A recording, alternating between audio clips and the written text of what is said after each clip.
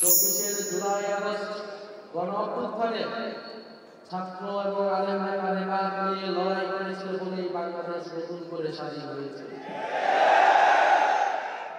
আমরা দেখেছি বিগত 16 বছরে মাদ্রাসার ছাত্রদের কিভাবে নির্যাতন করা হয়েছে, সমাজের সকল সুযোগ সুবিধা থেকে দূরে রাখা হয়েছে। ইসলাম বিরোধী ট্যাগের মাধ্যমে মুসলমানদেরকে সমাজের মূলধারা থেকে, সমাজের জাতীয় সংস্কৃতি থেকে ইসলামকে দূরে রাখার চেষ্টা করা হয়েছে। কারণ এটাই আওয়ামী লীগের মূলনীতি ছিল, এটাই আওয়ামী লীগের ফ্যাসিবাদের ভিত্তি ছিল, যে ইসলামকে কোনোভাবেই তারা এই দেশে ইসলামী স্পিরিটকে তারা দাঁড় করতে দেবে না। এবং তার সাথে যুক্ত হয়েছিল প্রতিবেশী রাষ্ট্রের দালালি। ফলে বাংলাদেশের আলেম ওলামায়ে কেরামরা, বাংলাদেশের মাদ্রাসার ছাত্র, বাংলাদেশের স্কুল কলেজ বিশ্ববিদ্যালয়ের ছাত্ররা বাংলাদেশের স্বাধীনতার সার্বভৌমত্বের পক্ষে, জনগণের পক্ষে জীবন দিয়ে এই বাংলাদেশকে নতুন করে গড়ার সুযোগ করে দিয়েছে। ফলে আপনাদের আমাদের সকলের সেই দায়িত্ব, এই দেশ গঠনের, জনগণের অধিকার ফিরে পাবার লড়াই।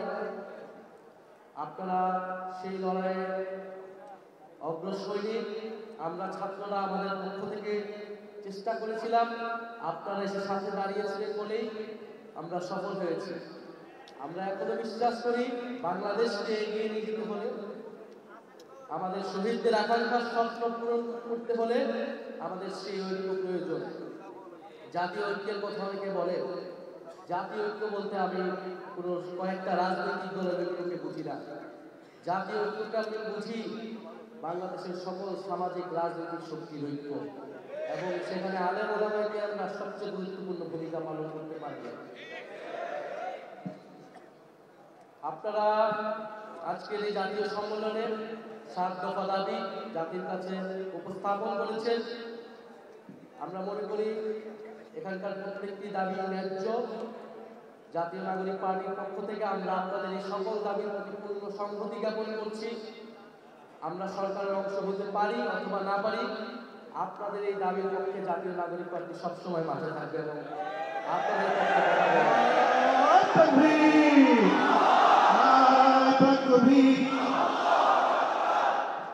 সম্মানিত আলেম ওলামায়ে কেরাম, আমাদের দেশের রাজনৈতিক ফ্যাসিবাদ দূর হয়েছে, কিন্তু বিগত 16 বছরে এই ফ্যাসিবাদ বাংলাদেশের যত ক্ষতি করেছে, সেই ক্ষতি সামলে উঠতে এই দেশকে নতুন করে গড়ে তুলতে হলে আমাদের আরো অনেকটা সময় দিতে হবে। আমাদের সমাজকে বিভাজিত করা হয়েছে, সমাজের নৈতিকতা মূল্যবোধের অবক্ষয় ঘটানো হয়েছে। বাংলাদেশের শিক্ষা ব্যবস্থা, সংস্কৃতি সবকিছুর কি বেহাল দশা আপনারা সবকিছুই জানেন।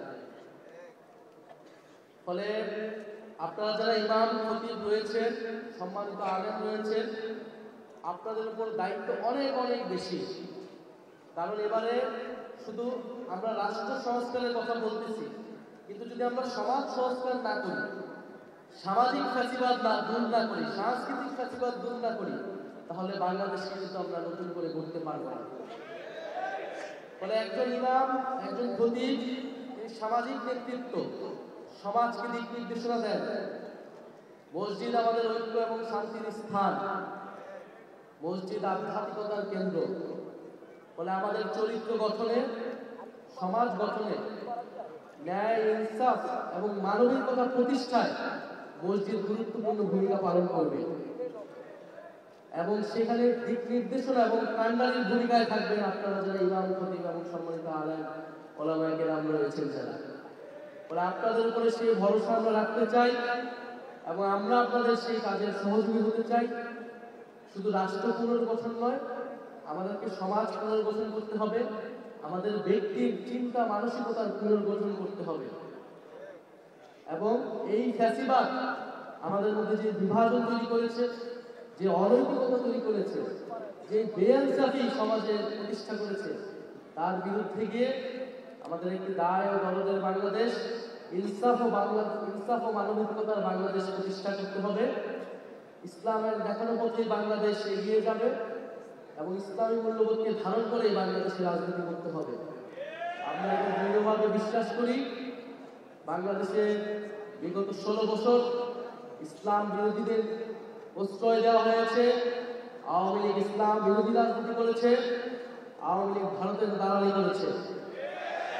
আমরা এবার কারো দালালি নয়, নিজেদের স্বাধীনতা সার্বভৌমত্ব রক্ষায় নিজেদের পায়ে বাংলাদেশ গড়ে তুলব এবং সেই বাংলাদেশ হবে ইনসাফের বাংলাদেশ।